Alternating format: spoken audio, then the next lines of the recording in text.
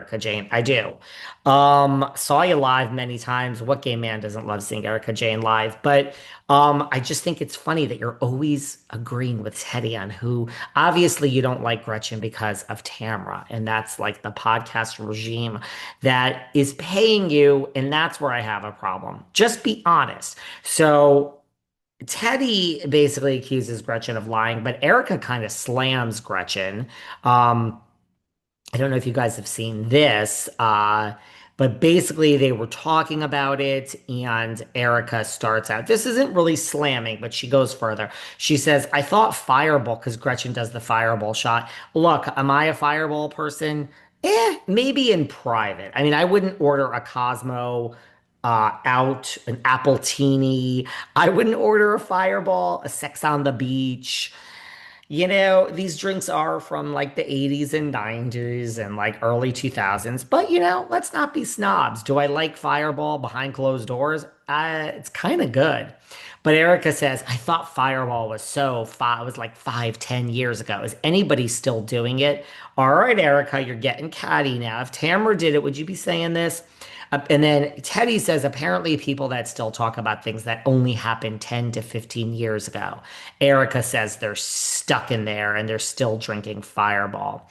So they're obviously ragging on the fact that Gretchen's stuck on the past. I agree. I'm not so thrilled about being stuck on the past. Teddy said, I beg you, let's make like a nice cap. Like, please stop talking about anything 10 years prior.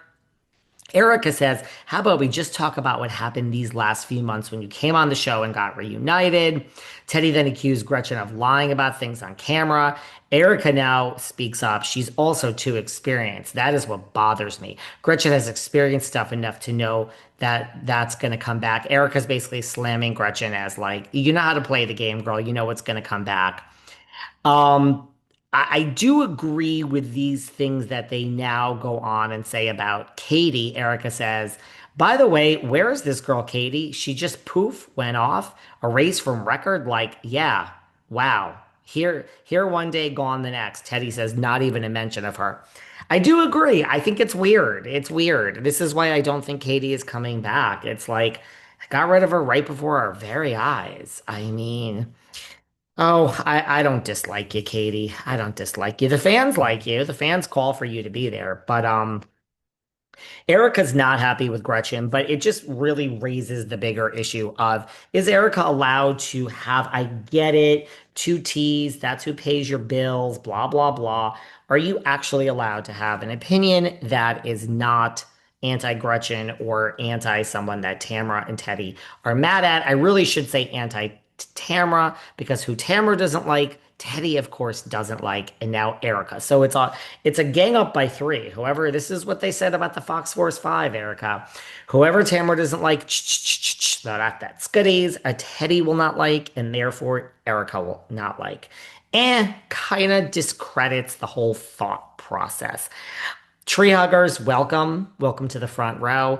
Guys, I gotta say something about Teresa that, well, first of all, we talked about this earlier in the week with Sarah Fraser. She's told to shut the fuck up. And we're getting more Teresa. She's cleaning the toilets and her face is being pushed down and she's bonding with Gia. I'm really enjoying Teresa on Special Forces. She seems more humble when they're screaming at her. I, granted, I don't know. Look, have I been too hard on Teresa? Have I been too hard on her? I know a lot of people are going to scream no, and a lot of tree huggers are going to be so thrilled with what I'm saying today. But I mean, she's the animal across the river, but she's our animal across the river. I don't know. Or is she the type of girl that you give her an inch and she'll take a mile? Like they're screaming at her and she's like, that's not nice after they call her stupid. And they're like, shut the fuck up. And she does shut the fuck up. She's really trying to fall in line and take their life lessons. And is saying that it's because she had heart to hearts with Gia there. I mean, someone told her to blame it on special forces. And this is why she wants to reconcile with the brother. But part of me is like, this is a more humble Teresa, or is she just like the little girl who cried wolf, that give her an inch and she'll take a mile. She is more humble because she's not in a position of power.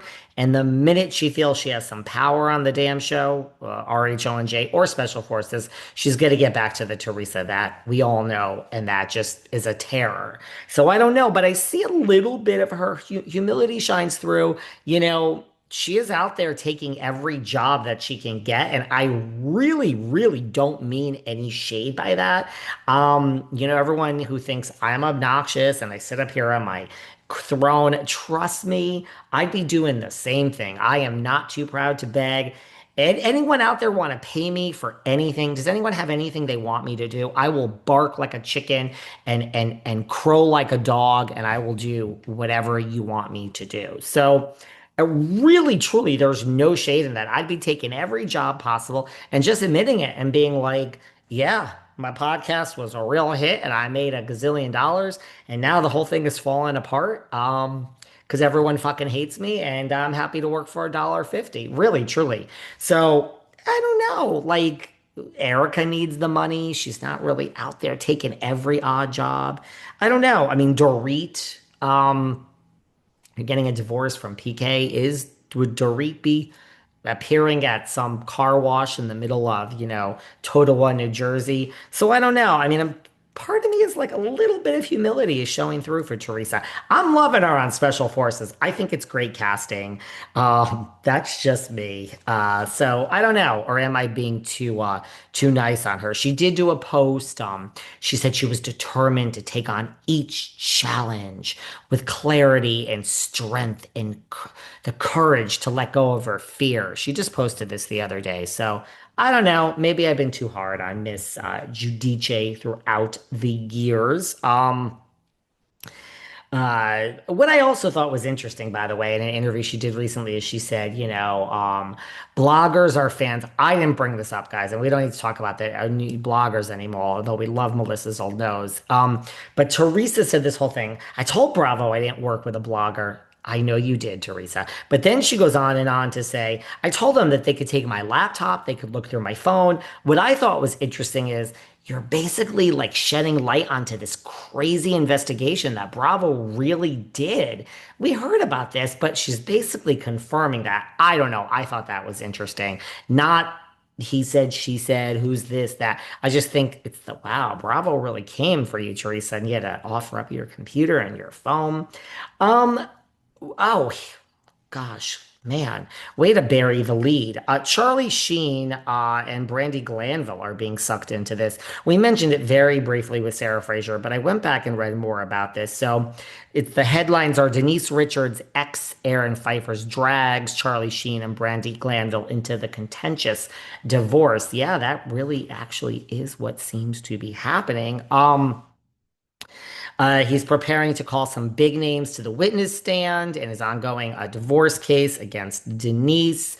Page Six has exclusively obtained court documents. I love when people obtain court documents. TMZ is my favorite, though. They're the best for that. And the Canadian actor, 53, may call Charlie Sheen and Brandi Glanville. Makes sense. I mean, Brandi says you had an affair with her. Pipers,